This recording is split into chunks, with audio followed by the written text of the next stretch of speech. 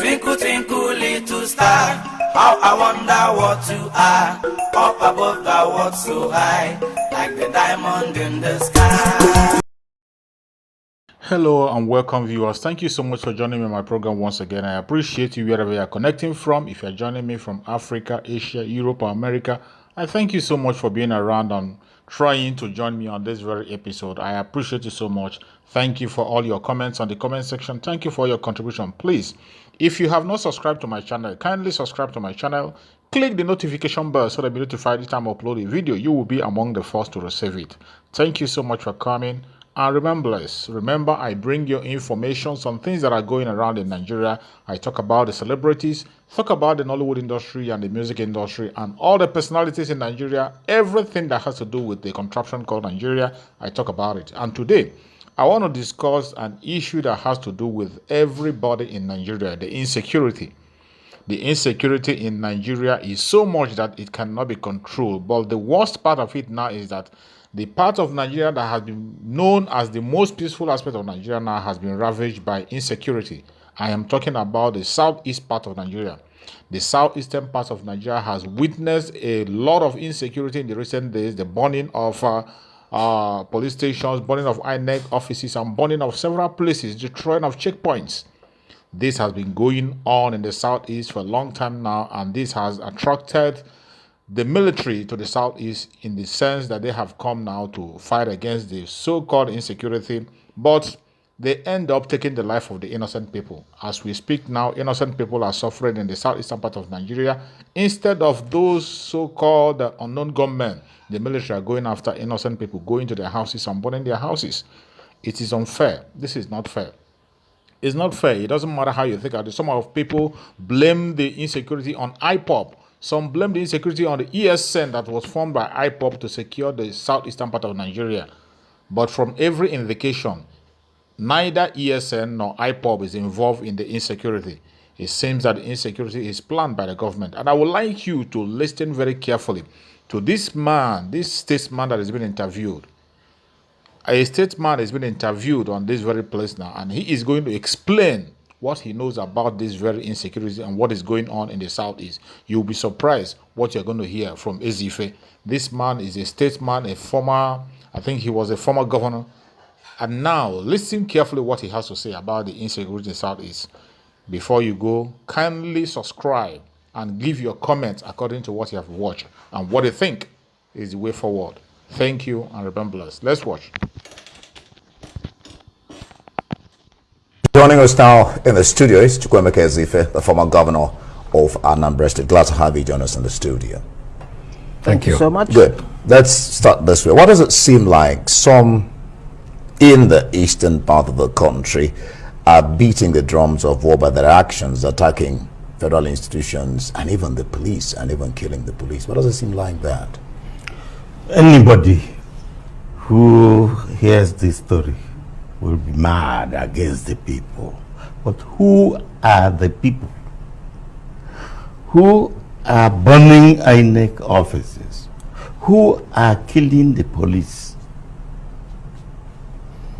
Well, there is the impression that some people, maybe even in government, are guilty of organizing such things and blaming it on IPOB and ESN. Effort has been made by elders of our people to find out the truth. And the hands of IPOB and ESN are not there. I'm sure you know that at Owerri prison, there was a lot of devastation. And the IG of police blamed it immediately on IPOB and ESN. Even the governor of that state, Imo State, at the beginning thought it was IPOB and ESN. But now we know that more than 80% of the people caught by the camera. What do you call that? I am not That's from CCTV footage. I am not from the southeast or even the east at all. Now, Gulag is dead. Was it a desire again to blame it on IPOB and ESN? First of all, my heart goes to the family. But we are learning more now. That's a design to provoke the East. By who? What do you think the motive for that would be? Because when you say that you suspect that there are elements within the federal government who may be fomenting this trouble in the southeast, what do you think the motives could be? I don't know whether they are particularly in government, but from what we are reading and from the research we are making and getting results, many people, I'm happy to let me tell you, yes, I read the president's statement. There are many positives there. Number one, he says, in spite of effort to run down the INEC, there will still be elections. Two, that he has no ambition to stay beyond his term of office and go for third term. So, that's very good. But he may not know all that is going on. A president takes responsibility for what is happening, but it is taking what is told. And I heard the Minister for Information categorically blaming IPOB and ESN. How did he know? These are dangerous elements in government. So exactly why are you absolving ESN and IPOB of these attacks? Because a lot of people, including of course the IG and the president himself, based on his statement, they believe that this is the signature of IPOB and it's a military arm, that's the militant arm. The and ESN. the fact also, let me just add to that, they call people not to go out to do their normal activities in most parts of the East. No, that was only for 2 days. The days to honor the heroes past. Let's go back to the basics.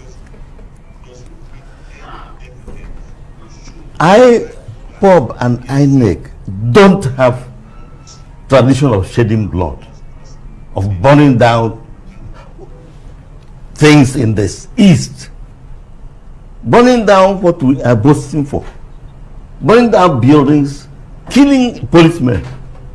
Look, I was coming back from my village Ibuku. I passed through Onitsha. After 6 hours staying in one place, I had to look for a way to go back, not to go forward now, go back to Ibuku. Okay, let me take you up very quickly, please. We'd let you land, but because we need to quickly clarify the issues that you've just raised about evidence that IPOB and the Eastern Security Network (ESN) are not behind these violent attacks against public institutions. What is the basis of your claim? Is it as a result of police investigation? Because you say that you investigated. Who exactly investigated? And to have this outcome. And what the evidence really is, I mean, to prove this. First of all, it is not in Igbo tradition to shoot people in office, shoot police. It's not Igbo tradition to burn down houses. During the NSAS, people attributed what was happening in Lagos to some Igbo elements. It was not. And eventually they discovered. So I don't know. The president should not be blamed for what he's told to say. Let me ask you this. The president said those carrying out these activities are too young to realize the destructions that occurred during the war. The question on the lips of some is whether they have not learned any lessons from that war.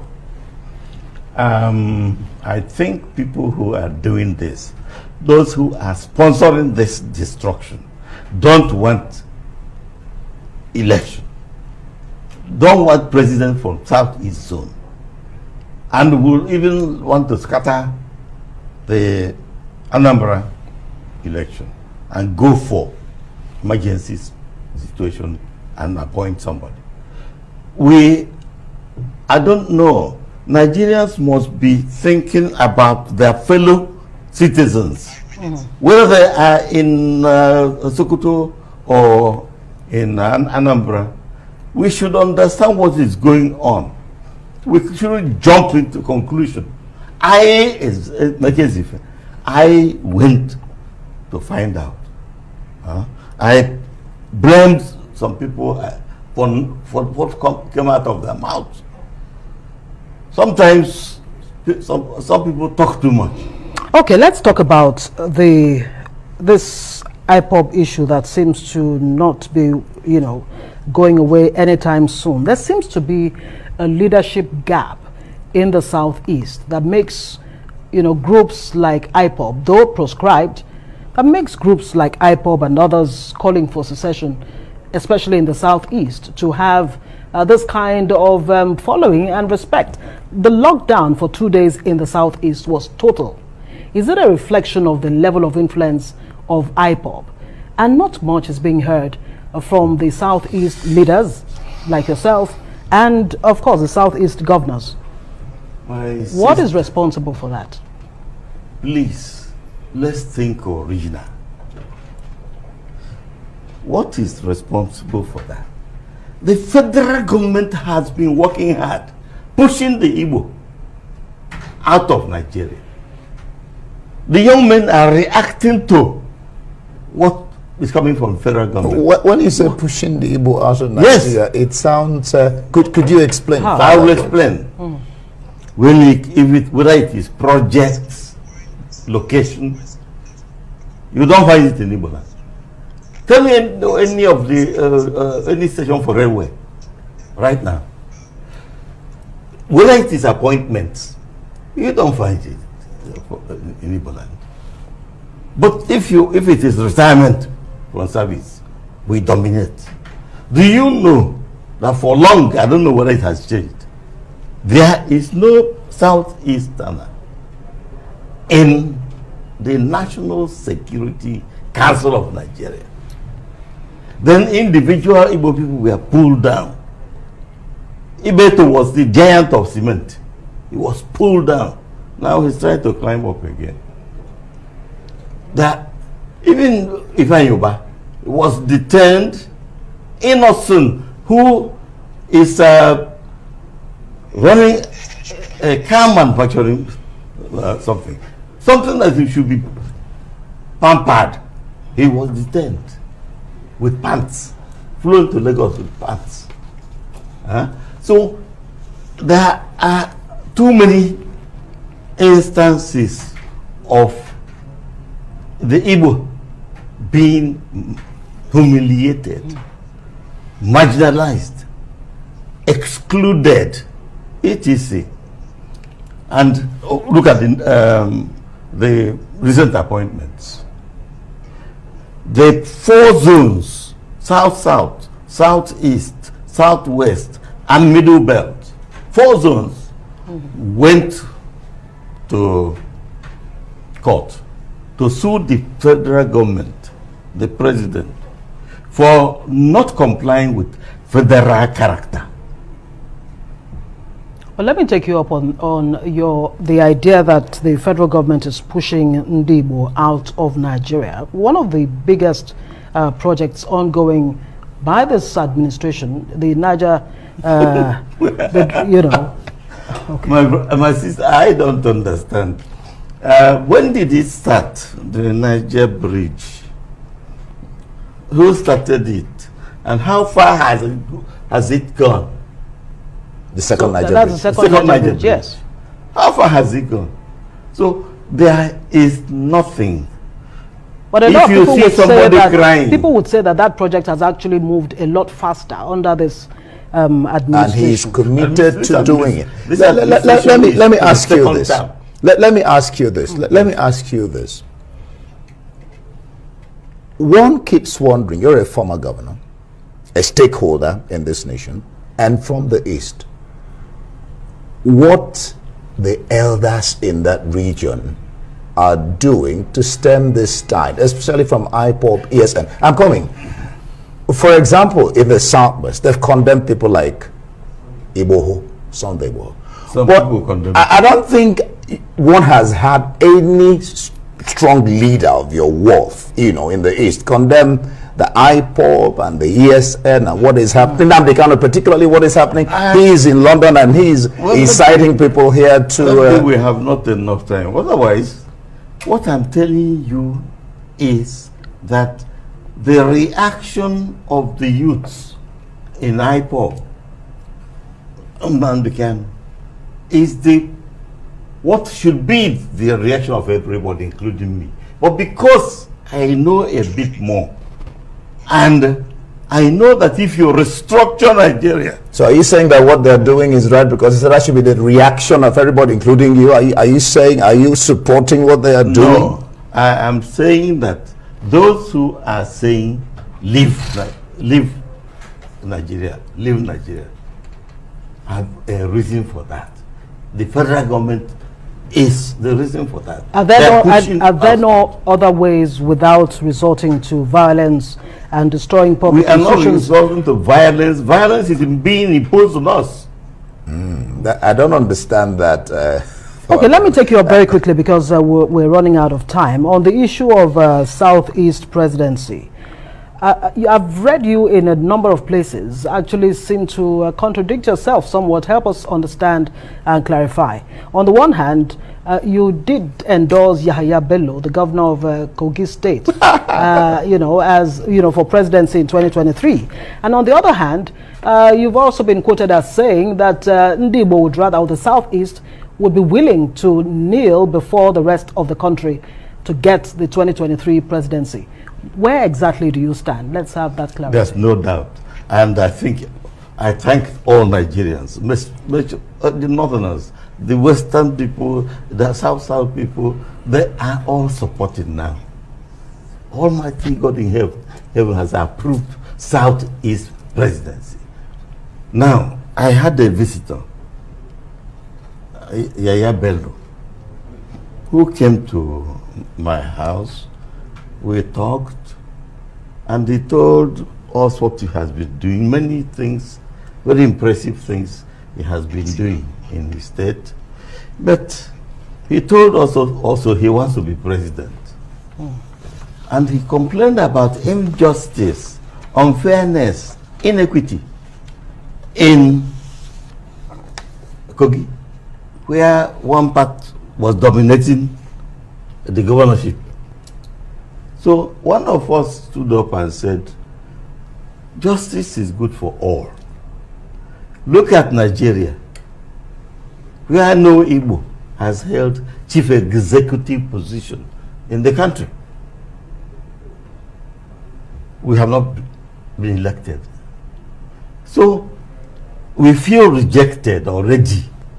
And if after the election we find that we are rejected again, one rejected does not reject himself. The young ones feel totally rejected and they are reacting towards that. All right, we're going to take a short break. We'll come back. I'll address some of the issues you've raised. All right, you're still watching Newsnight. We'll be back in a bit, and we'll still have appealing for calm. Groups in Niger Delta ask for mass action to be suspended. Stay with us.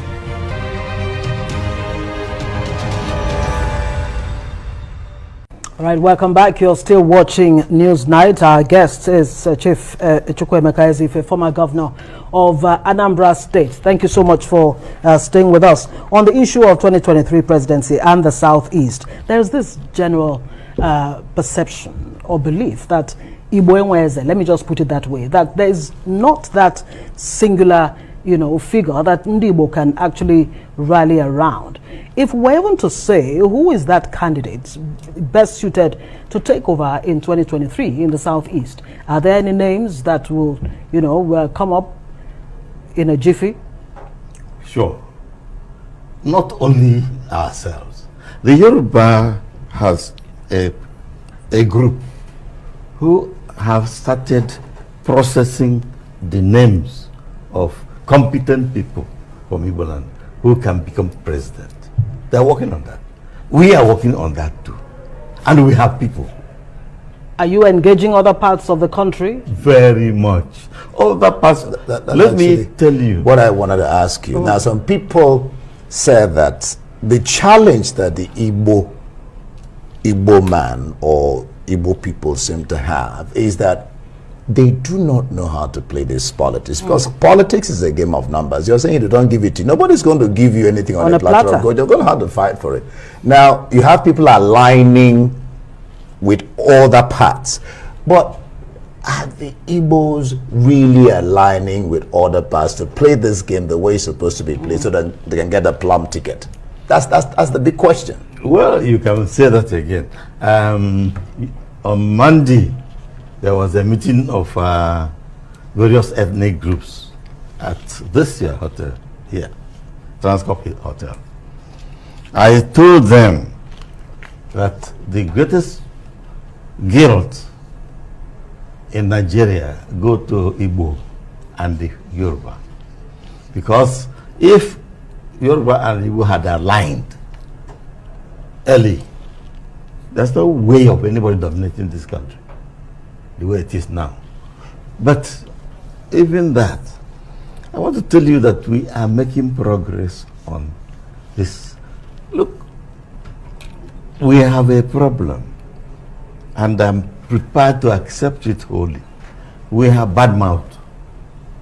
We go to any place, we build palaces around the whole country, and sometimes we have bad mouth. We boast, Ezego, and such things, Ezego, king of money, and such big names. But united we are. That we have no one person who is Ezebo. Even that problem is being solved. I mean, like they say, Well, yes. Yes. I mean, Igbo don't have kings. Well, no king, yes. But we are more united than most groups. But from what you've said, there is a need for some kind of reorientation. But let's talk very quickly before we have just 1 minute. Are Southeast leaders like yourself able to prevail upon IPOB to adopt a non-violent, non-confrontational approach in its desire to, get equity and justice and inclusiveness?